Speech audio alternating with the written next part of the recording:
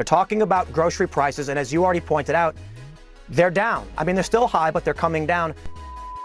Now, up next, we are going to check in with the mega YouTube star or independent content creator Tim Pool, who is also now doing political commentary on television, appearing on Fox News, and unfortunately lying, or at least getting the facts very, very wrong about what's happening with our economy and with our prices, because there's this ongoing dispute right now because President Trump keeps claiming that grocery prices have gone down, like decreased, since he came back in office, and that he's saving America from Biden's inflation. And to be clear, the rate of prices going up has fallen off a lot since that peak under Joe Biden, but prices are still going up, just not as fast. They are not, in fact, decreasing based on every objective data measure. Yet, Tim Pool, the fierce independent journalist, is apparently just parroting whatever Trump says with no regard to facts or reality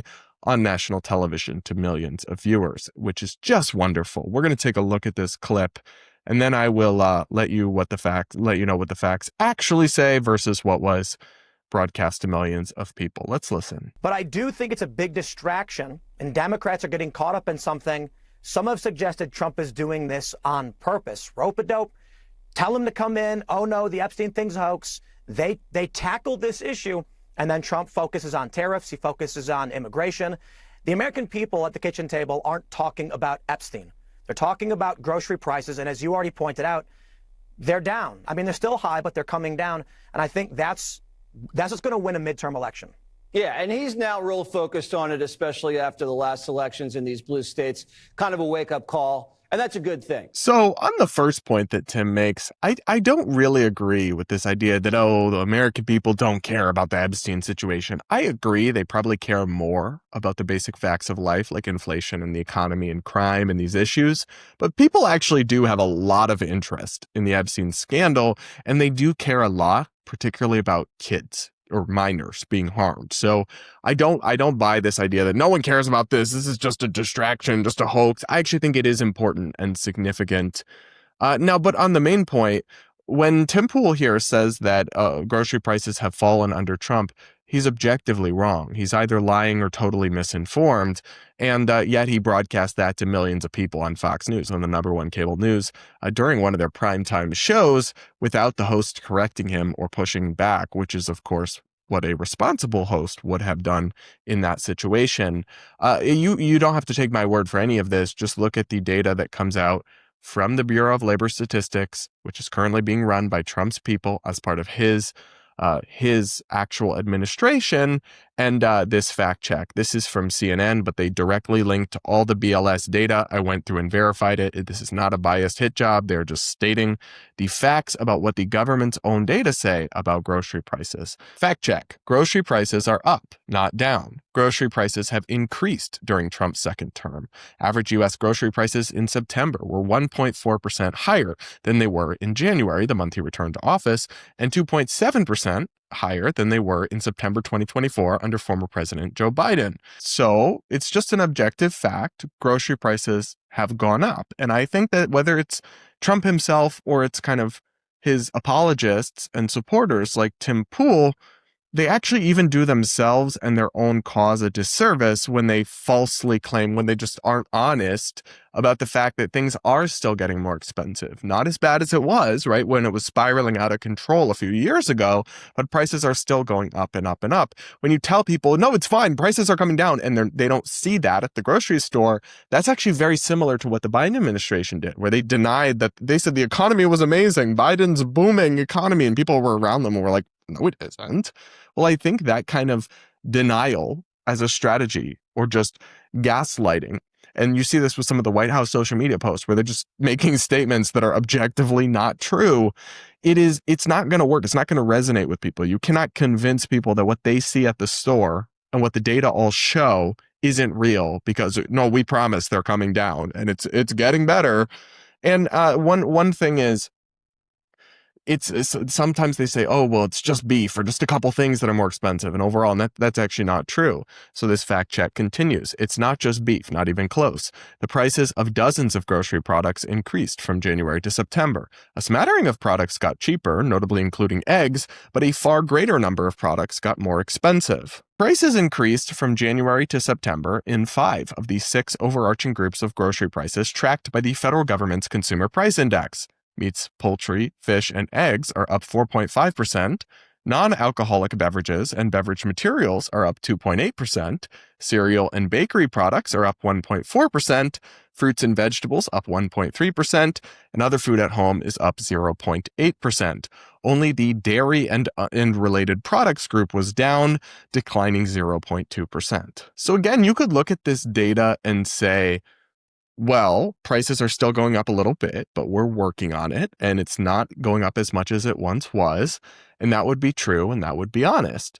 But whether it's Trump or it's Tim Pool, just saying, nope, prices are down, when that's literally untrue, is both a betrayal of your audience and your responsibility to be honest with the public, and it's also just not going to work. People can see around them that things are not suddenly way more affordable than they were before January or just a year or two ago.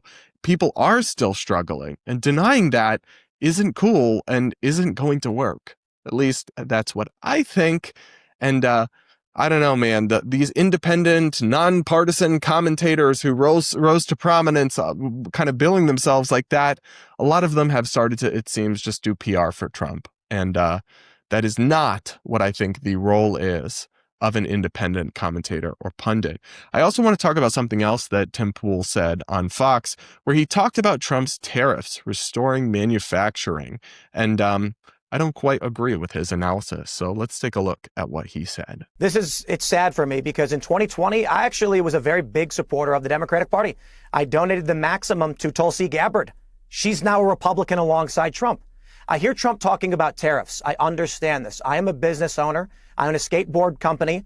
We make all of our products in America, and I know what it means for an industry to outsource those jobs. And I agree with these tariffs because it's been a godsend for the manufacturing in this country, real Americans to get work, to benefit our culture. So Tim Pool apparently thinks that Trump's tariffs have been a godsend for U.S. manufacturers.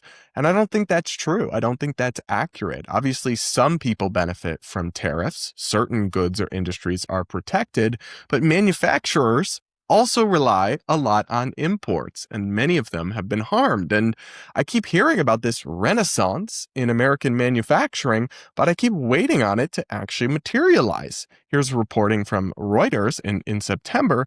U.S. manufacturing contracts for 6th straight month amid tariff drag. So yeah, guys, actually, when you look at the job numbers, the amount of people employed in manufacturing today is lower than it was when Trump took office. So this renaissance, this boom, is it in the room with us? And ironically enough, even when you survey American manufacturers, some of the trade groups have put out statements saying like these tariffs are hurting us, the trade groups that represent the manufacturers. But then when they were surveyed, and the Reuters article here reports on this, they actually cite the tariffs as hurting them in many ways, more so than helping them. Reading again from Reuters here, manufacturers of computer and electronic products said, quote, tariffs continue to wreak havoc on planning and scheduling activities, adding that, quote, plans to bring production back into the U.S. are impacted by higher material costs, making it difficult to justify the return.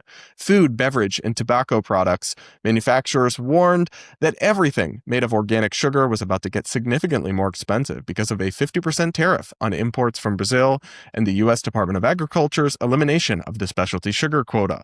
Nonetheless, and this is where you get to their survey that they did, ISM Manufacturing Business Survey Committee Chair Susan Spence said that for every positive comment about new orders, there were 2.5 comments expressing concern about near-term demand, primarily driven by tariff costs and uncertainty.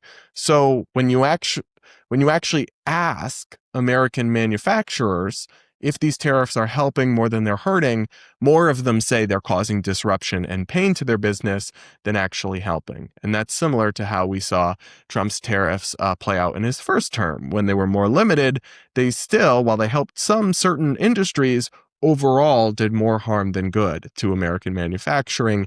And I think the same phenomenon is going to play out here this time. Although, once again, I do hope I'm wrong, but I just think that Tim Pool, his analysis on this subject is shoddy, and that especially when you're talking about the prime media positions and slots to bring insight to millions of people who tune into this primetime cable news, the standard of information and fact-checking and analysis should probably be a little bit higher. Call me crazy. That's my take, and I'm sticking to it. But you guys will have to let me know what you think in the comments below. Make sure you're subscribed if you aren't yet. Hit the like button and all of that. And with that, guys, that'll be it for today's episode of the Brad vs. Everyone podcast. Thanks so much for listening. Do remember to rate and review the show on Apple, iHeart, Spotify, or wherever you listen to audio podcasts. And we will talk again real soon.